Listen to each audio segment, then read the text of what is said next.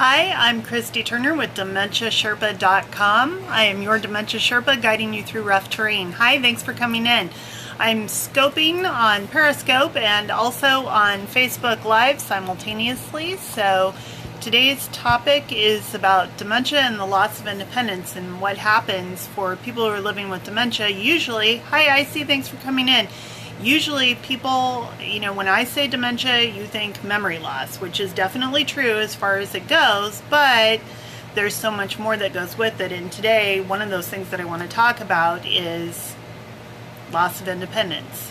So if you think about independence, you're thinking, being able to make decisions for yourself, being able to do whatever you want to do, when you want to do it. And that's something that people living with dementia lose the ability to do. They lose the ability to make those decisions. They lose the ability to do things that allow them to be independent. And I did a blog post about this earlier in the week, kind of outlining what the problems are, and thought I'd do a Q&A today if anybody had any questions about that or what you can do to help your loved one who's struggling with the loss of independence and living with dementia at the same time. Looks like this might not be a very popular time though, so I'll just say what I have to say and then hop off if nobody shows up. So one of the things that we're looking at with loss of independence and the loss of control that comes with that is the emotional impact that that has on a person who's living with dementia, as well as the emotional impact it has on you as the care partner. Because you're talking about another adult grown human being, right? And that can put you in a really uncomfortable position if you're an adult child. Hi, thank you, Universe in Paradise. Thanks for coming in. And if you're the spouse, that's also a really weird position to be in. So how can we best support somebody who's losing their independence, and what signs should we be looking for? How do we figure out where they are in the loss? What can we do for them? So I'm here to answer any questions about that. Maybe the first thing that would be helpful to know is, as I said before, dementia is about so much more than memory loss. Loss of independence is what we're talking about. Hi Lisa, thanks for coming in, I appreciate it. So there's a group of abilities that we all have that we take for granted, and it's called instrumental activities of daily living. It doesn't mean you can play guitar or anything like that, but what it refers to are really, truly things that we do take for granted. So that's preparing our food, making a meal, housekeeping. This isn't necessarily a list of things we like, but it's things we can do and take for granted. Oh, thank you so much, Lisa. I appreciate that. Laundry, finances, managing our own finances, shopping. We've got to shop for the food before we can prepare it, right? Using a telephone, managing our own medication. Thank you for sharing on Twitter. I so appreciate that, Lisa. And making our own travel arrangements or being able to use transportation. So when you start thinking about that whole list all together, it turns out, hey, there's kind of a lot of stuff going on, right? Hi, Kathy, thank you for coming in. And you see, if somebody is having difficulty because they have dementia, they have difficulty concentrating on things. They have difficulty holding on to a thought long enough to carry it through to a meaningful action. So when I wrote my blog post earlier this week, I thought, well, let me come up with a good example. And so I thought laundry, that sounds pretty simple. It's something most of us take for granted. As I was writing it, it's 18 steps to do one load of laundry. And that's just the way I do a load of laundry. You may do it differently than I do, which would add some more steps if you use, say, OxyClean, or you use a liquid fabric softener, right? Or bleach. So there are a lot of things that we take for granted that for a person living with dementia is really difficult. And it's ways that we are able to be independent. And for people, it's a huge, huge loss for any of us. Usually though, when we're thinking about dementia, we're thinking about memory loss, not so much the loss of independence, but in a very real sense, it's that loss of independence that starts to create problems in people's lives. So I've worked with many people over the years who have lost jobs. because of their memory loss. Yes, that's part of it. It's difficult to hold a job if you can't remember what to do in the job, right? But again, what if you couldn't use the telephone? That would make it really difficult to have a job.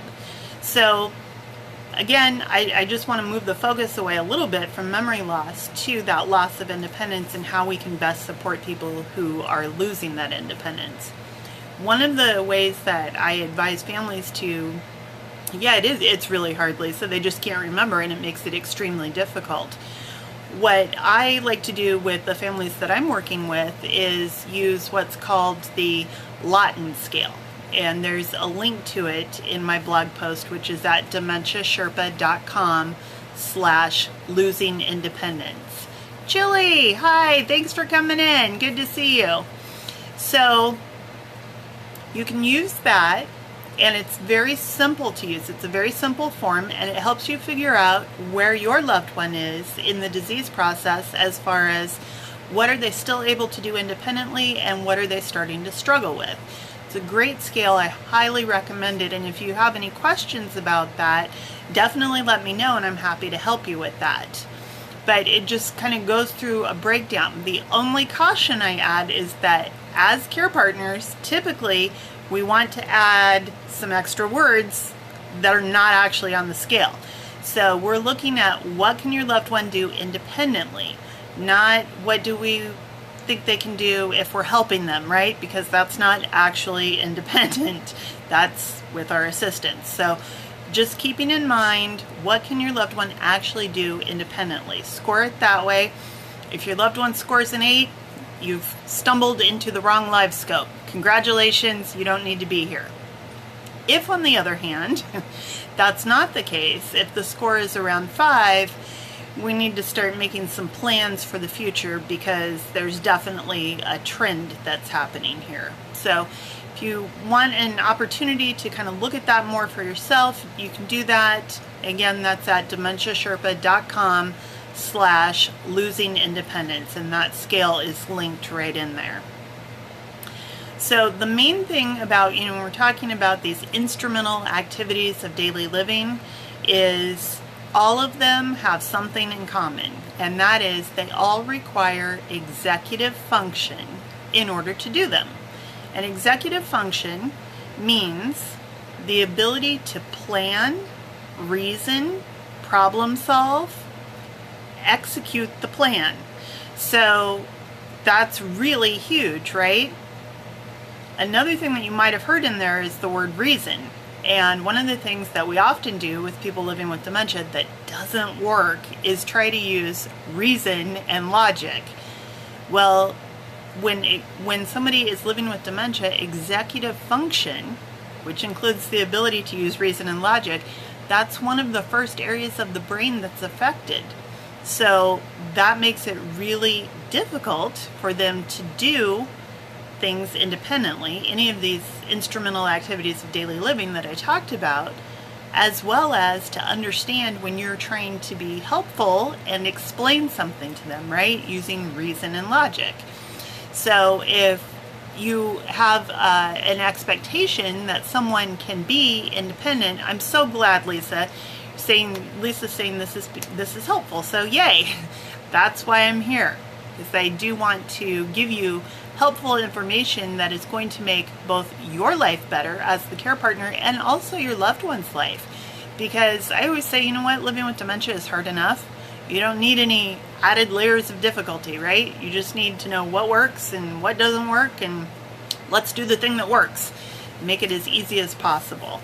So that, if you remember nothing else from any of this, think about executive function and how difficult it is for someone whose brain is being attacked to use executive function when that's one of the first things that is being attacked in their brain.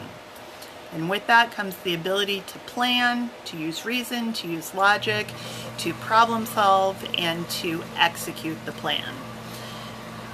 Hope everyone's with me on this and it's making sense. Again, the blog is up at dementiasherpa.com/losing independence. And I am, as always, very happy to take any questions about this or any other topic, but I'll just refresh again real quick and say that usually what I hear from people is when they hear the word dementia, they think memory loss, which is a big part of it, but that loss of independence is really, really key. That can cause a lot of problems. One of the ways we can figure out how independent someone still is using the Latin IADL scale, which sounds like a whole bunch of geek speak, and it is, but it's a very easy scale to use. It's on my website in the blog post, dementiasherpa.com/losing independence. IADLs, all it means are things that all of us do that we take for granted, like using the telephone, which would, you can include using a remote control or using a computer, using a cell phone, right? Doing laundry, which is much more complicated than you might first think. Knowing that if I want to let's say if I want to get downtown from my house and I want to get there at 2 p.m., then I need to figure out what time I need to leave my house in order to get to the bus stop and take the bus and get downtown to make my appointment on time. So the ability to plan travel and transportation, or figuring out how to call an Uber, or safely driving, right? The ability to manage finances, to know that just because you have checks doesn't mean you have money, right? To do housekeeping, shopping. You got to be able to shop for food before you can do the next thing, which is prepare your own food. So those are all instrumental activities of daily living. When people start to lose the ability to do these things, they lose their independence. That's where it can become very difficult for you as a care partner. You need to start looking at, are they safe to be home alone, or do I need to bring in a helper? Do I need to be more involved? Is placement something that we're looking at into a specialized memory care community? So when you have a handle on this, it also helps you plan for the future as well as keep your loved ones safe in the right now. As important as shopping and transportation and managing finances and managing medications and all of that stuff is, thanks for putting on my website, Lisa, I appreciate that. As important as all of that stuff is, if somebody's not safe, we really don't care if they can do a load of laundry, right? So when I'm working with my private clients, one of the questions that I often ask is, I either ask to the person that I'm assessing, so the person living with dementia, or I ask their family, is if Mrs. Jones was having a heart attack, what would she do? Now, one of the most memorable answers I ever got, and I asked it directly to a client, was they said, if you really didn't feel good, if you thought you were having a heart attack, what would you do? And she said, oh, well, I'd wait for my daughter to visit. And I said, when does your daughter visit? And she said, every Tuesday. Which would be great if heart attacks only happened every Tuesday when your daughter was visiting, but that's not the way it works.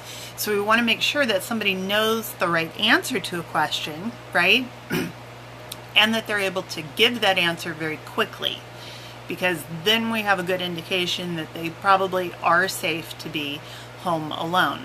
If they're not able to come up with the right answer, they're not able to come up with the right answer quickly enough, then we're looking at they're starting to lose some independence, right? And then we can start looking at all these other areas like managing finances and going shopping and riding a bus or driving or all of that other kind of stuff. But safety always needs to be the very first thing that we're looking at. So that is what I have for you today, unless anybody has any questions, and it looks like not so much. I hope that you found this information helpful, and I always am open to your questions, so you can hit me up on pretty much any social media. I'm Christy Turner with DementiaSherpa.com, your Dementia Sherpa, guiding you through rough terrain, because dementia is hard enough. You don't need to mess around with trial and error. You just need to know what works so you can do that, right? I am always just right here on the other side of the screen, cheering for you, rooting for you, and I just want to be a resource for you so that you can get through this disease process as easily as you can, because it is hard enough. Have a wonderful rest of your day, and I hope you heard something helpful here.